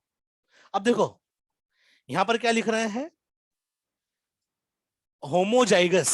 होमोजाइगस किसे बोलते हैं ये समझ रहे हैं हम, क्या बोलते हैं? सुना है आपने होमोजाइगस? इसमें ऐसा लिखते हैं, लिखते कैसा है? प्रेजेंस ऑफ सिमिलर एलील ये कोई ठीक तरीके का सही नहीं लिखा हुआ है, क्योंकि एलील बोला है तो क्या है, ऑल्टरनेट फॉर्म ही होता है ना। तो बच्चे यहाँ बड़े कंफ्यूज होते हैं कि presence of similar allele, allele तो ऑल्टरनेट फॉर्म को ही बोलता है, तो सिमिलर एलील क्यों बोला? तो फिर क्या बोले आप बताओ। आपको अगर यहां पर भी फंक्शनल कॉपी प्रेजेंट है, यहां पर भी फंक्शनल कॉपी प्रेजेंट है, यहां पर भी कैपिटल टी है, यहां पर भी कैपिटल टी है, तो इनको अपन क्या बोल सकते हैं, सिमिलर एलील तो बोलेंगे। हालांकि एलील बोलते किसको है, अल्टरनेट फॉर्म को। एलील बोला ही तो अपने आप समझ में आ गया कि कैपिटल टी और एक स्मॉल टी। लेकिन अगर मैंने बोला है सिमिलर एलील, तो इस इंडिविजुअल में तो क्या है, ये कैपिटल टी है। किसके रेस्पेक्ट में बोल रहा हूं मैं, पॉपुलेशन में और स्मॉल टी भी तो प्रेजेंट है, उसके रेस्पेक्ट में मैं बोल रहा हूं कि यहां पर क्या है, सिमिलर एलील प्रेजेंट है। बच्चे बहुत बार डाउट लाते हैं, पूछते हैं कि सर यहां पर आपने बोला सिमिलर एलील, जबकि एलील का मतलब ही होता है डिफरेंट फॉर्म, तो आपने सिमिलर एलील तो कोई मतलब ही नहीं है बोलने वाला। सिमिलर एलील में क्यों बोल रहा हूं यहां पर, क्योंकि पॉपुलेशन में दूसरे इंडिविजुअल में स्मॉल टी भी तो प्रेजेंट है ना, उसके रेस्पेक्ट में क्या बोल रहा हूं मैं, प्रेजेंस ऑफ सिमिलर एलील। मेरे पास हाइट के दोनों कैपिटल टी है, तो मैं हाइट को लेकर के क्या हूं, होमोजाइगस। क्या हूं मैं, होमोजाइगस। जरूरी नहीं कि हाइट को लेकर के मैं होमोजाइगस हूं तो हर एक कैरेक्टर के लिए होमोजाइगस ही। आई कलर के लिए मैं क्या हो सकता हूं, डिसिमिलर एलील भी रख सकता हूं, एक एक डोमिनेंट और एक रेसेसिव, या दोनों रेसेसिव रख सकता हूं। तो मैं हेट्रोजाइगस भी हो सकता हूं और होमोजाइगस भी हो सकता हूं, वो तो कैरेक्टर पे डिपेंड करता है। तो presence of similar allele for a character, for a character in diploid organism, अगर किसी डिप्लॉयड ऑर्गेनिज्म के अंदर सिमिलर एलील प्रेजेंट है किसी पर्टिकुलर कैरेक्टर के, तो उसे हम क्या बोलेंगे, होमोजाइगस। एग्जाम्पल के लिए अगर बात करें, कैपिटल टी हो तब भी होमोजाइगस, स्मॉल टी हो तब भी होमोजाइगस। यहां डोमिनेंट रेसेसिव से लेना देना नहीं है, सिमिलर टाइप के एलील होना चाहिए, ठीक है। लेकिन हेट्रोजाइगस किसे बोलेंगे, बस हेट्रोजाइगस किसे बोलते हैं, प्रेजेंस ऑफ डिफरेंट एलील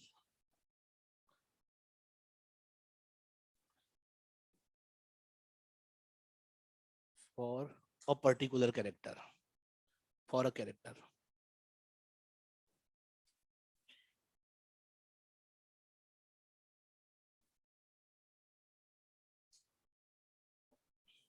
जैसे एग्जांपल के लिए लिख देते हैं capital T and small T.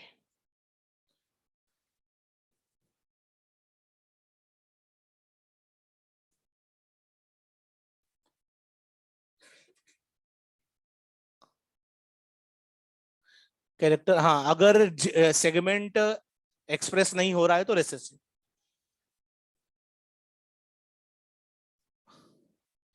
हाँ भाई, अगर पेरेंट्स में एक कैपिटल टी है एक स्मॉल टी है, मदर में मान लो, फादर में भी एक कैपिटल टी है एक स्मॉल टी है, ठीक है। अब इन दो क्रोमो, ये अलग अलग क्रोमोसोम पे है, होमोलोगस क्रोमोसोम पे, ये भी अलग अलग क्रोमोसोम पे है। तो इधर से मदर ने भी क्या दिया, स्मॉल टी, ऐसा क्रोमोसोम दिया जिसमें स्मॉल टी आए। फादर ने भी क्या दिया, स्मॉल टी। तो जो जाइगोट बनेगा और उससे जो ऑफस्प्रिंग बनेगी उसमें स्मॉल, तो कैरेक्टर एक्सप्रेस ही नहीं होगा ना। ऐसे कंडीशन में ये पेरेंट तो टॉल है, ये तो कैसा है, टॉल है। ये भी कैसा है, टॉल है, क्योंकि इसमें एक कॉपी काम कर रही है ना, दो में से। लेकिन ये कैसा हो जाएगा, डॉफ। आ रही बात समझ, तो जरूरी थोड़ी ना, तभी तो ऐसे में तो फिर रेसेसिव कैरेक्टर आएगा ही नहीं। डॉर्फ जो पाइजम सेटाइवम पे काम किया था मेंडल ने, तो डॉर्फ पाइजम सेटाइवम भी तो थी, गार्डन भी, टॉल भी थी।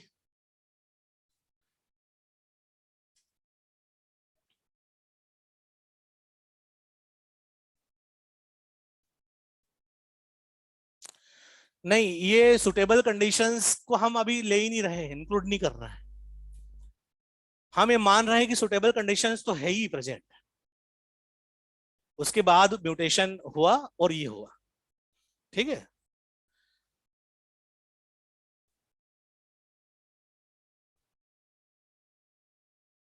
होमोजाइगस के लिए या तो दोनों डोमिनेंट हो, सिमिलर होना चाहिए, सिमिलर होना चाहिए। हम्म हम्म। हाँ, अगर मान लो एक कॉपी तो नॉर्मल है और एक कॉपी ऐसी बन गई है जो केस 2 या केस 3 जैसी है, तो फिर उसको स्मॉल टी बोलेंगे, है ना। तो वो क्या हो जाएगा, हेट्रोजाइगस। अगर एक कॉपी कैसी है, अनमॉडिफाइड है, लेकिन दूसरी वाली कॉपी भी कैसी है जो मॉडिफाइड है, वो भी नॉर्मल काम कर रही है केस 1 की तरह, तो दोनों को कैपिटल टी लिखेंगे आप, ठीक है। तब उसको स्मॉल टी नहीं लिखेंगे, रेसेसिव को ही स्मॉल टी से लिखा जाता है, जो काम नहीं करता है उसको रेसेसिव लेटर मतलब कि स्मॉल लेटर से लिखा जाता है। हुआ क्लियर सबको? भूलना मत दिवाली के बाद में, ठीक है, क्योंकि पूरा चैप्टर इसी पे डिपेंड है, छोटी छोटी सी बातों पे। चलो आगे देखते हैं। दिवाली पे सब घर जा रहे हो? नहीं जा रहे हो? अभी तो आए हो, और 2 साल तो घर से ही, घर पे ही थे ना। 12th में तो तुम्हारे अच्छे परसेंटेज बने होंगे। हाँ, मजा आ गया।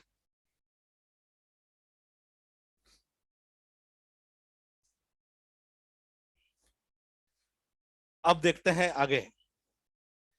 हेमीजाइगस कंडीशन भी एक होती है, आपने सुन रखा हो अगर तो, सुना है कि नहीं सुना है? आपने 12th में पूरा ऑनलाइन ही पढ़ाई करी थी? बहुत सारे बच्चों ने तो करी ही नहीं थी, है ना। वेट करते रहे कि कब तक ठीक होगा ठीक होगा, पता चला कि अगस्त भी चला गया, सितंबर भी चला गया, नवंबर दिसंबर आ गया, वो तो ठीक ही नहीं हो रहा है। ठीक है, फिर बाद में पता चला कि एग्जाम ही कैंसिल हो गई है, अब अगले साल ही जाएंगे, एलएन में ही पढ़ेंगे। और कुछ बच्चों ने पैसे देके फंस गए थे। कुछ बच्चे ऐसे भी हो सकते हैं जो एलएन में जिन्होंने एडमिशन करवा लिया हो, फिर उनको तो न चाहते हुए भी पढ़ना पड़ा, है ना, 12th में। चलो देखते हैं हेमीजाइगस। मैं तो ये मान के चल रहा हूँ कि आपको कुछ भी पता नहीं है, ठीक है, वैसे बता रहा हूँ। हेमीजाइगस मतलब क्या होता है? डिप्लॉयड ऑर्गेनिज्म है, देख लेते हैं इन डिप्लॉयड ऑर्गेनिज्म। डिप्लॉयड ऑर्गेनिज्म है तो आपके हिसाब से क्या होना चाहिए? हर एक जीन की 2 कॉपी तो होना ही चाहिए, सिमिलर हो या डिसिमिलर हो। लेकिन इन डिप्लॉयड ऑर्गेनिज्म में क्या हो, प्रेजेंस ऑफ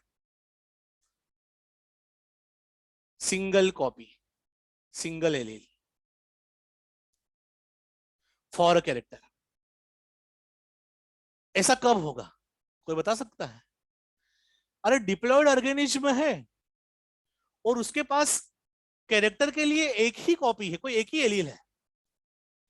जब कैरेक्टर का जीन कहां हो, ह्यूमन की अगर बात करें, फीमेल में तो ऐसा पॉसिबल है ही नहीं, क्योंकि फीमेल में क्या है, ऑटोसोम्स भी पेयर्स में मिलते हैं और सेक्स क्रोमोसोम भी पेयर्स में ही मिलते हैं ना। 1 से लेके 22 तक तो ऐसे पेयर में ही मिलते हैं, मेल फीमेल दोनों में। फीमेल में तो सेक्स क्रोमोसोम भी क्या होता है, पेयर में ही होता है। अगर मैं यहाँ कैपिटल एच बनाऊं तो इधर भी मुझे एच तो बनाना ही पड़ेगा, चाहे स्मॉल एच बनाऊं। लेकिन फीमेल हर एक कैरेक्टर में क्या होती है, या तो होमोजाइगस या हेट्रोजाइगस। लेकिन अगर मेल की बात करें, तो मेल में अगर किसी कैरेक्टर के जीन कहां प्रेजेंट हो, ऑटोसोम पे हो, तो ऑटोसोम पे प्रेजेंट होता है, तो मेल में भी ऑटोसोम्स 1 से लेकर 22 तक पेयर्स में मिलते हैं। तो कैरेक्टर के लिए या तो क्या हो सकता है, होमोजाइगस हो सकता है या हेट्रोजाइगस हो सकता है। लेकिन अगर मेल में क्या हो, किसी कैरेक्टर का जीन कहां प्रेजेंट हो, सेक्स क्रोमोसोम पर प्रेजेंट हो। जैसे मान लो यहां पर इस मेल में ये एक एक्स है, एक वाई है, यहां पर मान लो ई वाला जीन प्रेजेंट है, तो क्या इधर ई प्रेजेंट होगा? एक्स और वाई क्रोमोसोम होमोलोगस क्रोमोसोम नहीं होते। तो क्या बोलेंगे कि कैरेक्टर का जो जीन है वो एक्स क्रोमोसोम पे है ना, इसलिए उसकी क्या है, सिंगल कॉपी है बस। Single copy of a gene is responsible for regulation of character. Character को रेगुलेट करने के लिए सिंगल कॉपी जो जीन की है वही रिस्पॉन्सिबल है। तो ऐसी कंडीशन को क्या बोलते हैं, हेमीजाइगस कंडीशन। आ रही बात समझ में? जैसे यहां पर वाई क्रोमोसोम पे हाइपर ट्राइकोसिस सुना है, पिन्ना जो होता है उसमें जो हेयर आता है, तो वो जो कैरेक्टर होता है उसका जीन कहाँ होता है? इधर ही होता है, वाई क्रोमोसोम पे यहाँ पर। तो सिंगल एलील ही होता है रिस्पॉन्सिबल उसके लिए। हीमोफीलिया, कलर ब्लाइंडनेस बाद में देखेंगे, ठीक है? तो लिख सकते हैं एग्जाम्पल में, genes present on X and Y chromosome. इसकी डिटेलिंग बाद में और अच्छे से करूंगा मैं, ठीक है? अभी बस इतना याद करो, genes present on X and Y chromosome of human mail.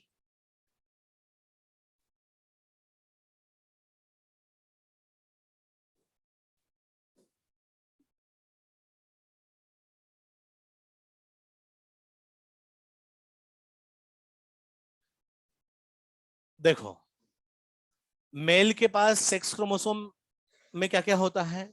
एक एक्स और एक वाई।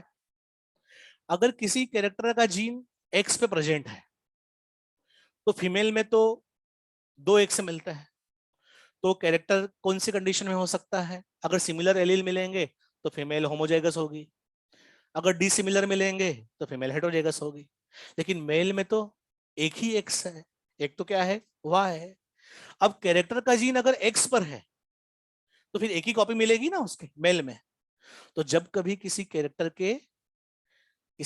की जीन की एक ही कॉपी हो ऑर्गेनिज्म में, ऑर्गेनिज्म कैसा है? डिप्लॉयड है, लेकिन एक ही कॉपी है बस, तो फिर ऐसी कंडीशन को क्या बोलते हैं?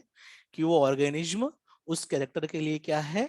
हेमीजाइगस कंडीशन में है, ठीक है? अगर वाई पे मान लो जीन है तो भी मेल में क्या होगा? एक ही तो वाई है, तो एक ही मिलेगी कॉपी, दूसरी कॉपी तो मिलेगी ही नहीं।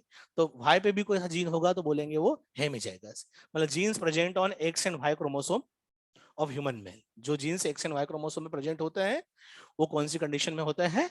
हेमीजाइगस कंडीशन में होते हैं। उनकी एक एक कॉपी ही मिलती है। फीमेल में हेमीजाइगस कंडीशन नहीं होती, मेल में ही होती।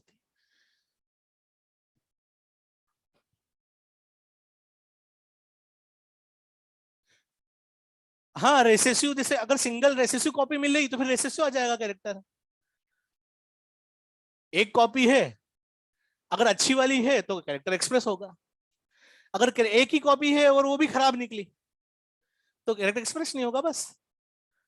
आ रही बात समझ में? तो ज्यादा नुकसान में है ना मेल तो, है कि नहीं? जो कैरेक्टर्स 50% चांसेस सही होने के, 50% खराब होने के। देखेंगे सेक्स लिंकेज जब पढ़ेंगे ना, तो बताऊंगा मैं आपको अच्छे तरीके से।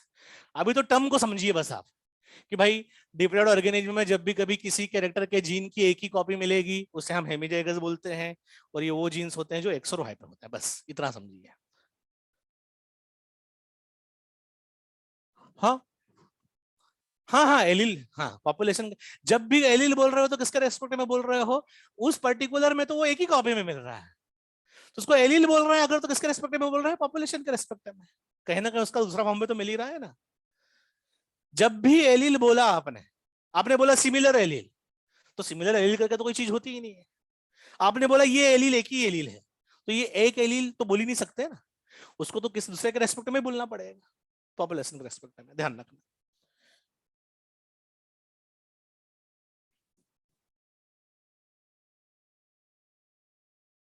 हाँ, अब हम बात करेंगे डोमिनेंट एलील। हालांकि ये सब बता दिया है मैंने।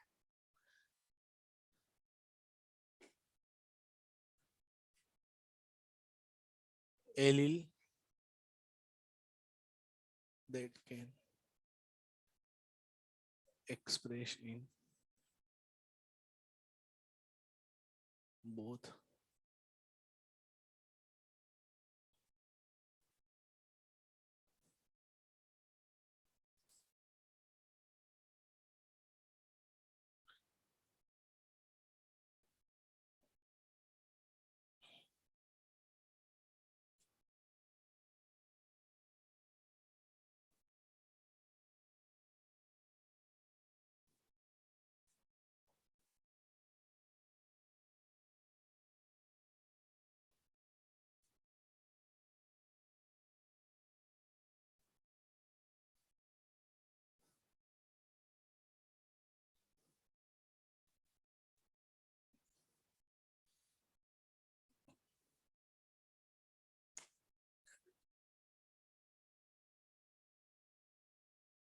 इधर देखो आप, इधर कैपिटल डी कैपिटल लिखा मैंने, इसका मतलब क्या समझे आप?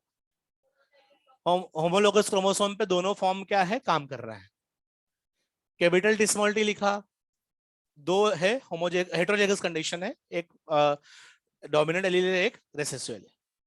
दो डिप्लॉइड इंडिविजुअल में दोनों कैसी है, रिसेसिव का। ऐसी कंडीशन हो सकती है। हेमिजाइगस को छोड़ दो आप, ठीक है, वो डेफिनेशन पढ़ के हम भूल गए आप। बस ये होमोजाइगस, ये तीन कंडीशन हो सकती है। अब इसमें क्या आएगा बताइए, हाइट क्या बढ़ेगी? हाँ, अरे दोनों की दोनों कॉपी काम कर रही है, सबस्ट्रेट से आरएनए से प्रोटीन से, फिर सबस्ट्रेट प्रोडक्ट बनेगा, दोनों काम करेगी तो हाइट बढ़ेगी, मतलब टॉल आएगा। इसमें एक तो खराब है, एक ही काम कर रही है लेकिन काम तो कर रही है ना, मतलब इसमें भी हाइट बढ़ेगी। ऐसा नहीं कि सर इसमें 10 मीटर लंबा हो गया, 10 मीटर तो होता ही नहीं कोई, 5 to 6 फीट लंबा है तो इसमें 4 फीट होगा, एक ही है ना बड़ा, ऐसा नहीं है। ठीक है, ये अगर 5 to 6 फीट है तो ये भी 5 to 6 फीट ही है। ये कैरेक्टर्स को क्वालिटेटिव कैरेक्टर्स बोलते हैं, ऐसे कैरेक्टर्स को क्वालिटेटिव कैरेक्टर्स, बाद में बताऊंगा मैं आपको, ठीक है। लेकिन अभी आपको ध्यान रखना है कि कैपिटल टी में भी टॉल उतना ही आएगा और कैपिटल टी स्मॉल टी में भी उतना ही आएगा। कुछ कैरेक्टर ऐसे भी होते हैं कि जिसमें कैपिटल टी आए तो हाइट अलग, कैपिटल टी स्मॉल टी आए तो अलग। लेकिन अभी अपन क्या पढ़ रहे हैं, मेंडल ने जो यूज किए थे उस हिसाब से पढ़ रहे हैं, ठीक है।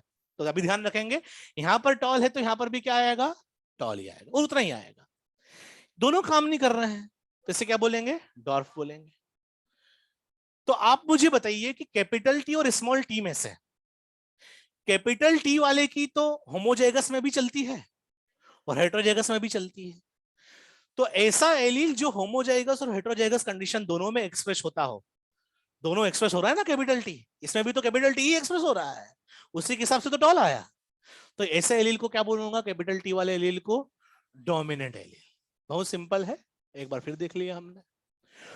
और ऐसा एलील जो सिर्फ होमोजाइगस कंडीशन में एक्सप्रेस होता है, हेटेरोजाइगस में एक्सप्रेस नहीं होता।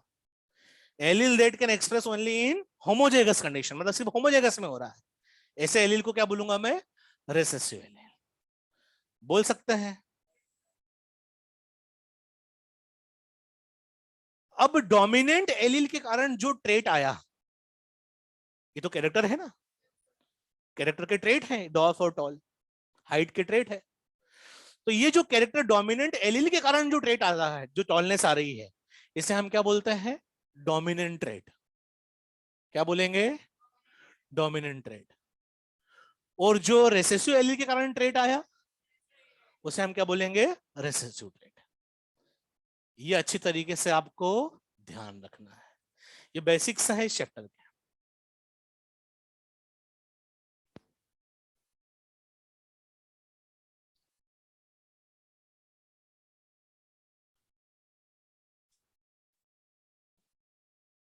टर्नर सिंड्रोम वाली कंडीशन में भी होमोजाइगस बोलेंगे, हाँ बोल सकते हैं, और वो सिंड्रोम ही हो गया ना उसमें।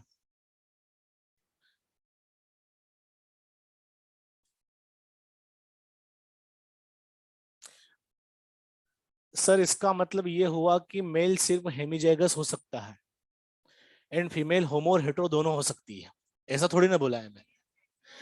मेल होमो और हेट्रो के साथ हेमी भी हो सकता है, अगर जीन्स कहां प्रेजेंट है, एक्स या वाई क्रोमोसोम पे प्रेजेंट है तो।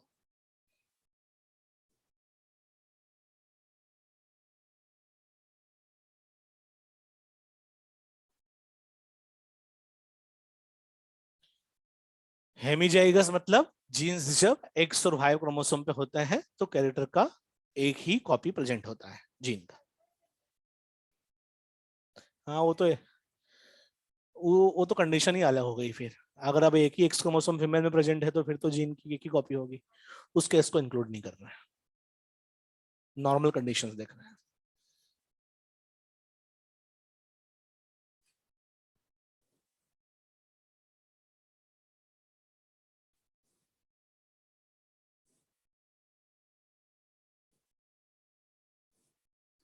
आपको समझ में आ रहा है?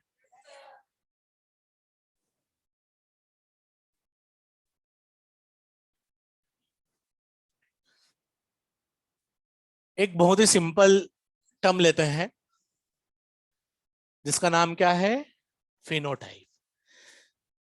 काफी इस चैप्टर में सब सिंपल सिंपल है, लेकिन बच्चे जब सोचते हैं ना घर पे तो उनको थोड़ा कंफ्यूजन आने लगता है। ठीक है, बस यही प्रॉब्लम है, बाकी हर चीज क्या है, काफी simple. External appearance of an organism for a particular character, उसे क्या बोलेंगे, फिनोटाइप। लिख लेते हैं फिर समझते हैं।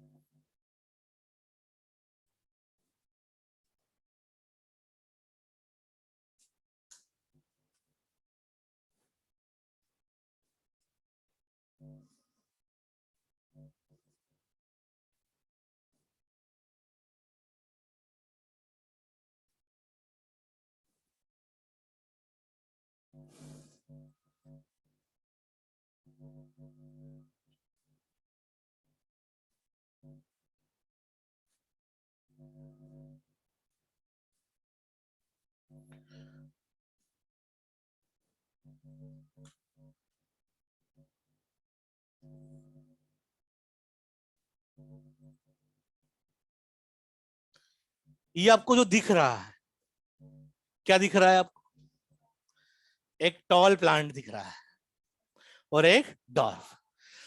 तो अगर हाइट को लेके बोलते हो ये टॉल और डॉर्फ क्या है, टॉल और डॉर्फ क्या, फिनोटाइप है कि जीनोटाइप है, फिनोटाइप। जो दिख रहा है कैरेक्टर जैसा दिख रहा है उसे बोलेंगे फिनोटाइप। टॉल और डॉर्फ क्या है, फिनोटाइप। लेकिन इस टॉलनेस के लिए इसके अंदर क्या रखा है, कैपिटल टी रखा है कि कैपिटल टी स्मॉल टी, दोनों हो सकते हैं। ये कैसे पता लगाएंगे कैपिटल टी है कि कैपिटल टी स्मॉल टी, इसके लिए क्रॉस है, टेस्ट क्रॉस, ठीक है, देखेंगे उसे। लेकिन कैपिटल टी भी हो सकता है, कैपिटल टी स्मॉल टी भी। इसमें क्या है, स्मॉल टी स्मॉल। तो जो जेनेटिक मेकअप है, जो जीन किस टाइप के हैं उस पर्टिकुलर कैरेक्टर के लिए, जैसे इसके लिए जीन किस प्रकार के, इस प्रकार के हो सकते हैं, जैसे क्या बोलेंगे, कैरेक्टर का जीनोटाइप। कैरेक्टर दिखता कैसा है, टॉल, फिनोटाइप। लेकिन कैरेक्टर के लिए अंदर क्या रखा हुआ है, जीन कौन से रखे हुआ है, कौन सी कॉपी रखी हुई है, उसे क्या बोलेंगे, जीनोटाइप। ये फिनोटाइप। क्या रखा हुआ है अंदर, स्मॉल टी से क्या बोलेंगे, जीनोटाइप। ध्यान रहेगा।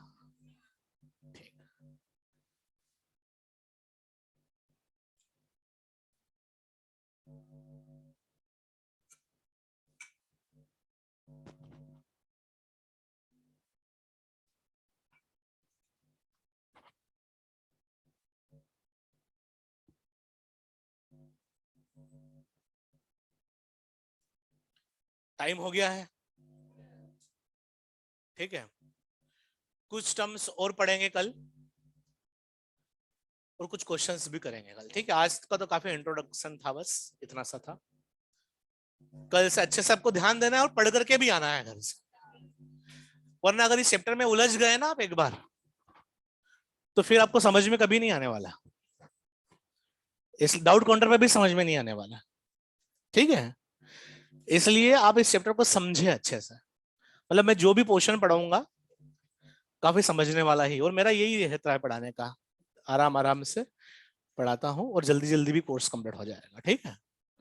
आपको सारा समझ में आ जाएगा, बस शर्त यह है कि आप रोज पढ़ के आए, थोड़ा सा 5 मिनट 10 मिनट जितना भी पढ़ते हो आप उतना पढ़ करके आए, तो आपको समझ में अच्छे से आएगा।